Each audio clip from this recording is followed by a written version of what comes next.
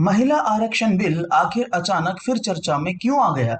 2023 में यह bill pass हो चुका था, फिर 2026 में इसे लेकर इतना विवाद क्यों रहा? क्या सच में महिलाओं को 33% आरक्षण मिलने वाला है, या इसके पीछे कोई बड़ी राजनीतिक रणनीति छिपी हुई है? और सबसे बड़ा सवाल, क्या इस पूरे खेल का संबंध आने वाले डिलिमिटेशन से है, या फिर मोदी सरकार कोई ऐसा दांव खेल गई है जिसमें हार कर भी उसी की जीत छिपी हुई है? तो आइए आज के इस वीडियो में पर्दे के पीछे के पूरे खेल को समझते हैं।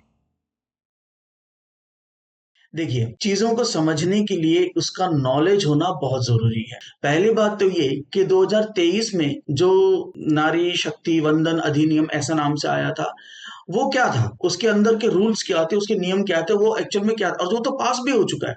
और वो नॉर्मल वोटों से नहीं बल्कि फुल बहुमत से पास हुआ था। आप स्क्रीन पे देख सकते हैं कि कितने वोटों से ये पास हुआ था। और यहाँ पे देखेंगे जिन्होंने विपक्ष में डाला वो एआईएमएम के कुछ सांसद थे। अब पता नहीं, शायद उनको महिला आरक्षण पसंद नहीं है, तो थोड़े विरोधी हो सकते हैं, महिला विरोधी, तो जो भी हो, लेकिन उनके अलावा सबने दिया था। इनमें विपक्ष के कांग्रेस भी थे, राहुल गांधी भी थे, सभी थे, सबने समर्थन किया और 2023 में ये फुल बहुमत से पास हुआ था। और ये भी एक कॉन्स्टिट्यूशन अमेंडमेंट बिल ही था जिसमें 2/3 बहुमत की आवश्यकता थी, और वो पूरा भी हुआ। लेकिन फिर सरकार अब इसको दोबारा क्यों लेकर के आई है, इसे समझने के लिए आपको थोड़ा इतिहास में चल करके पुराने नियम कानून को भी समझना पड़ेगा। अब ऐसा है कि 1971 में 1971 में एक कानून, एक बिल पास हुआ था जिसमें कि कॉन्स्टिट्यूशन का 42nd अमेंडमेंट हुआ था। 42nd अमेंडमेंट ये वही अमेंडमेंट है जिसमें उस समय इंदिरा गांधी की सरकार थी, और उस समय कॉन्स्टिट्यूशन में एक बहुत बड़ा फेरबदल हुआ था, बड़ा बदलाव हुआ था। और इसके साथ ही हमारा जो प्रीएम्बल था कॉन्स्टिट्यूशन का, उसे भी चेंज किया गया, जिसमें कि धर्मनिरपेक्षता, सेक्युलरिज्म का वर्ड एक नया जोड़ा गया जो कि पहले नहीं था। ओके, और इसके साथ साथ और भी कई चीजों का बदलाव हुआ था, उस तरफ हमारा ध्यान नहीं जाता, हम सिर्फ इतना जानते हैं। जो दूसरे बदलाव थे वो ये थे कि जितनी भी सीटें थीं लोकसभा की, राज्यसभा की, जो लोकसभा की सीटें थी जितनी भी थी, इन्हें फ्रीज कर दिया गया था सन 2000 तक। सन 2000 तक के लिए इसको फ्रीज कर दिया गया था, यानी कि अब 2000 तक किसी प्रकार का कोई परिसीमन नहीं होगा, कोई डिलिमिटेशन नहीं होगा। और जो सीटें 1971 के सेंसस यानी जनगणना के आधार पर बनी थीं वही रहेंगी। अब आपको पता होगा, आज के जो लोग हैं, अब मेरी उम्र के भी जो लोग हैं, वो बचपन से यही पढ़ते आ रहे हैं कि संसद में हमारे 545 सदस्य होते हैं। मतलब आप समझ लीजिए कि पिछले 40-50 सालों से एक ही चल रहा है। और कौन से सेंसस पे? ना 71 के सेंसस के मुताबिक। अब 1971 में जो जनसंख्या थी, क्या आज भी वही है? खैर, बात यह आती है कि 2000 तक के लिए था ये तो फ्रीज। तो 2000 के बाद क्या हुआ? 2000 में भी कांग्रेस की ही सरकार थी, और 2001 में दोबारा से एक अमेंडमेंट आया, इसे 84th अमेंडमेंट बिल कहते हैं, कॉन्स्टिट्यूशन अमेंडमेंट बिल, जो कि 2001 में पास हुआ। और इसमें दोबारा से इसको फ्रीज कर दिया गया 2026 तक के लिए, यानी कि 2026 के बाद ही परिसीमन हो सकती है, उससे पहले नहीं। यानी 1971 से लेके आज तक वही 543 सीट्स लोकसभा में बनी हुई है, जो कि 71 की जनसंख्या, उस समय की जो जनगणना थी, सेंसस रिपोर्ट थी, उसके आधार पर था। यानी क्या ये लोकतंत्र सही है? मतलब क्या लोकतंत्र हमारे देश में सही चल रहा है? जनसंख्या बदल चुकी है 1971 से आज तक। पूरे देश, नगर, नगर का भाई, नगर का आबादी बदल गई है, जो गांव थे वो नगर बन गए हैं। पूरे भारत का मतलब पूरा जनसंख्या, डेमोग्राफी, सब कुछ चेंज हो चुका है। और हम आज भी वही 50 साल पुराना 1971 के सेंसस रिपोर्ट पर आधारित जो सीटें हैं वही चल रहा है। तो क्या हर व्यक्ति सही से रिप्रेजेंट कर रहा है पार्लियामेंट के अंदर? आप रिप्रेजेंटेशन को जरा सोचिए। कुछ ऐसे राज्य हैं, आप नेट में सर्च कर लीजिए, गूगल में, कुछ ऐसे क्षेत्र हैं जहां मात्र 60,000 70,000 कि आबादी के ऊपर एक एमपी है, और ऐसी भी जगह है हमारे देश के अंदर जहां पर 10 लाख के ऊपर एक ही एमपी है। तो क्या यहाँ लोकतंत्र में पार्लियामेंट के अंदर जो रिप्रेजेंटेशन है वो सही हो रहा है? क्या परिसीमन की आवश्यकता नहीं है? क्या हम आज भी 1971 के वाले उसी 543 सीट के ऊपर चलते रहें? तो डेमोक्रेसी कहाँ रही? फिर तो कुछ एरिया में किसी का पावर बहुत ज्यादा, किसी का पावर बहुत कम, किसी के वोट की वैल्यू बहुत ज्यादा, किसी के वोट की वैल्यू बिल्कुल ही कम। ये तो डेमोक्रेसी नहीं हुई ना। यही चीज को वर्तमान सरकार बदलना चाहती है, और उन्होंने पहले क्यों नहीं किया? वही आपको मैंने बता दिए कि भैया फ्रीज था, कांग्रेस ने इसको फ्रीज कर रखा था कॉन्स्टिट्यूशन अमेंडमेंट करके। एक 42nd अमेंडमेंट में किया था 2000 तक के लिए, और फिर 84th अमेंडमेंट में इसको कर दिया गया 2026 तक के लिए। तो अब परिसीमन या जो डिलिमिटेशन है वो हो ही नहीं सकता है, इसीलिए गवर्नमेंट जो है अब उसको लेकर के आई। तो अब आ जाते हैं महिला आरक्षण विधेयक के ऊपर। महिला आरक्षण विधेयक जो है 33%, ये पास हो गया था 2023 में, तो इसे क्यों नहीं लागू किया गया उसी 543 के ऊपर? अब आप इसको कुछ ऐसे समझिए कि आपका जो चुनावी क्षेत्र है वहां पर हर अलग अलग पार्टी के कुछ ना कुछ लीडर्स होंगे, नेता होंगे, कांग्रेस का होगा, बीजेपी का होगा, वहां का कोई क्षेत्रीय दल का होगा। मान लीजिए उदाहरण के हम शिवसेना ले लेते हैं या कोई और होगा, तो मान लीजिए 3 4 5 जो भी हैं वहां पर अलग अलग नेता हैं, और यही आपस में कम्पीट करते हैं, इन्हीं में प्रतिस्पर्धा है। तो इनके बीच में कंपटीशन है और नेता यही जीत रहे होते हैं इन्हीं में से। और मान लीजिए कि ये सारे के सारे पुरुष हैं। अब अगर सरकार को ये 33% वुमेन रिजर्वेशन जो है उसे लागू करना है, तो कुछ क्षेत्र को महिलाओं के लिए आरक्षित करना पड़ेगा। अब मान लीजिए ऐसा चुनावी क्षेत्र है जहां ये 4-5 बड़े बड़े नेता हैं, ये पूरे पुरुष हैं। यहां अगर इसे लागू कर दिया गया तो ये पांचों को पांचों नेता एक ही झटके में डिस्क्वालीफाई हो जाएंगे। यानी अब इन सबको अपने अपने दल से अब एक महिला उम्मीदवार चुनना पड़ेगा। अब इसमें बड़ा हो हल्ला मचेगा, क्योंकि उनको ऐसा महसूस होगा, ऐसा वो अनुभव करेंगे कि भाई ये जो नेता हैं ये ऑलरेडी इस्टेब्लिश्ड हैं, ये बने हुए हैं, लोगों में लोकप्रिय हैं, और ये कहेंगे कि भाई बीजेपी जो है, सरकार जो है, जानबूझ के हमको ही चुना इन्होंने, दूसरे को करो, हमारा क्यों कर रहे हो? हमारा करो क्योंकि यहाँ नेता जो पक्का है वो हमेशा जीतता है इस क्षेत्र से, तुम इसलिए कर रहे हो ताकि ये नेता अगली बार ना जीते। अभी पार्शियलिटी वाला बात आ जाएगा और बड़ा हंगामा मचेगा। इसे लागू करना लगभग नामुमकिन है, बहुत हल्ला मचेगा इसमें। बल्कि ऐसा होगा बीजेपी के तो कुछ खुद के ही नेता राजी नहीं होंगे, वो बोलेगा मेरा क्यों काट रहे हो भाई, मैं तो यहां हमेशा जीतता हूं। कोई अपना सीट काटना नहीं चाहेगा।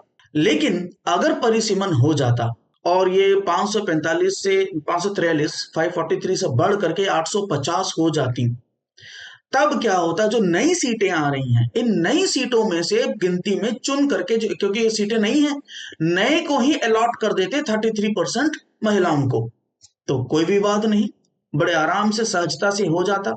अब प्रश्न ये उठता है कि विपक्ष क्यों विरोध कर रहा है?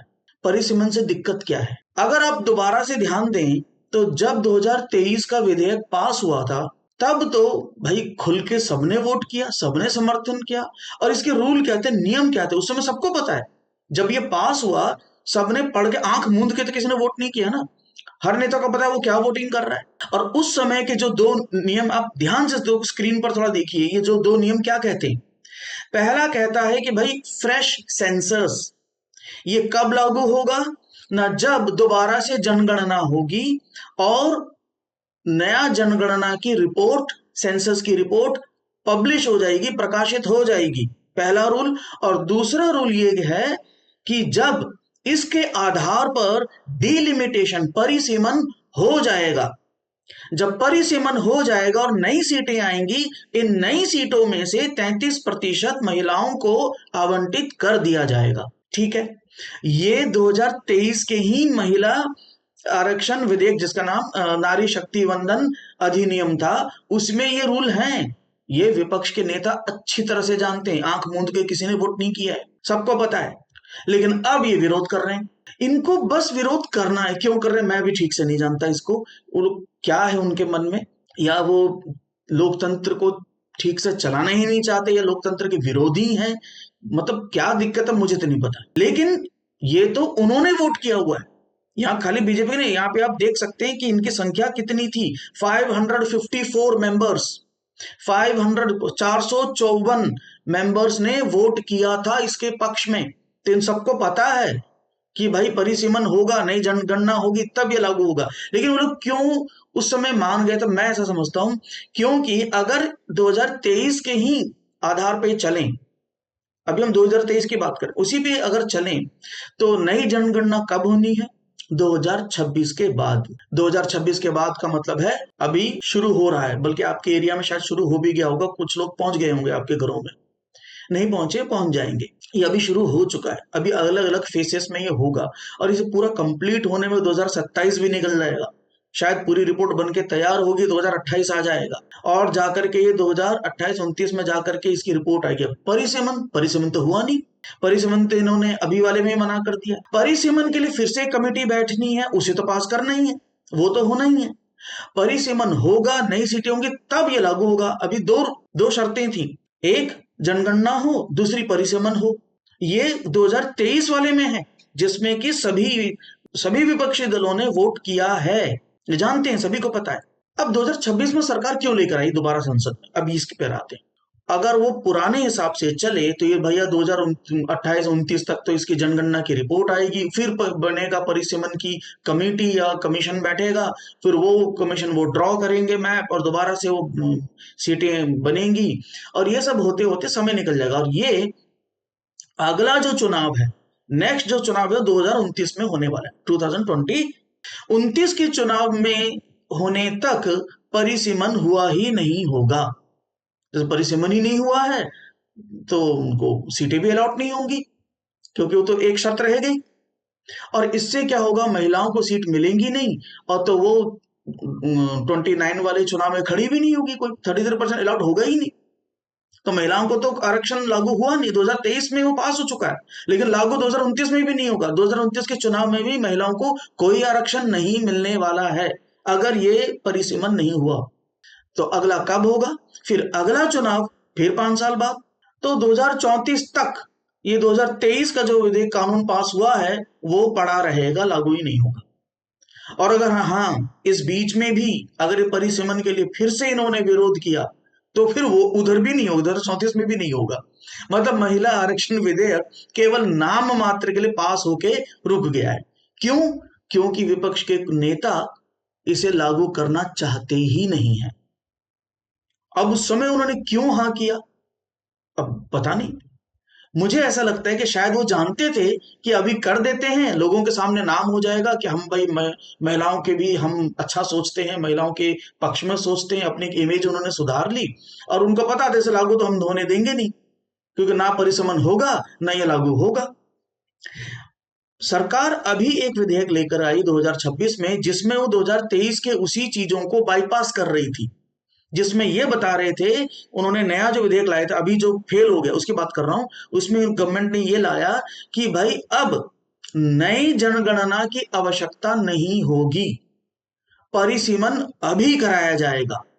बेस होगा 2011 की सेंसस रिपोर्ट, 2011 में जो जनगणना हुई थी उस रिपोर्ट के आधार पर अभी परिसीमन करा देते हैं और जो नई सीटें आएंगी अब 850 बनेंगी, ये 2011 की रिपोर्ट के आधार पर।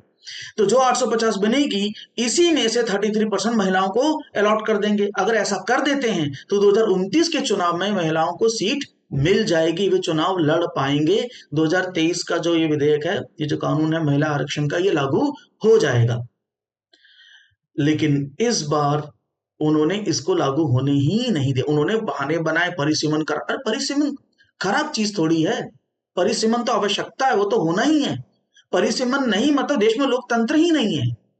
ये लोकतंत्र कैसा है जहां बैलेंस ही नहीं है, कहीं पर 50,000 पे एक एमपी खड़ा है और कहीं पर 10-12 लाख के ऊपर एक एमपी खड़ा है। तो क्या ये रिप्रेजेंटेशन हो रहा है, पब्लिक रिप्रेजेंटेशन हो पा रहा है संसद के अंदर? तो ये इसकी बैकग्राउंड है, ये जानकारी है। अब इस जानकारी के बाद अब आपको अगर ऐसा लगता है कि इस चुनाव ये जो विधेयक को फेल करा के विपक्ष ने सही किया है या गलत किया है, जो भी है वो आपके विचार हैं। आप अपने विचार कमेंट में अवश्य बताएं कि क्या ये पास होना चाहिए था या गवर्नमेंट को अब आगे क्या करना चाहिए। तो ठीक है, मुझे आपके कमेंट्स का इंतजार रहेगा। अगर वीडियो अच्छा लगा तो लाइक करें, सब्सक्राइब करें, शेयर करें अपने दोस्तों के साथ जिनको भी इस विषय में डाउट है उनके लिए। और अगले वीडियो में फिर मिलते हैं, तब तक के लिए धन्यवाद।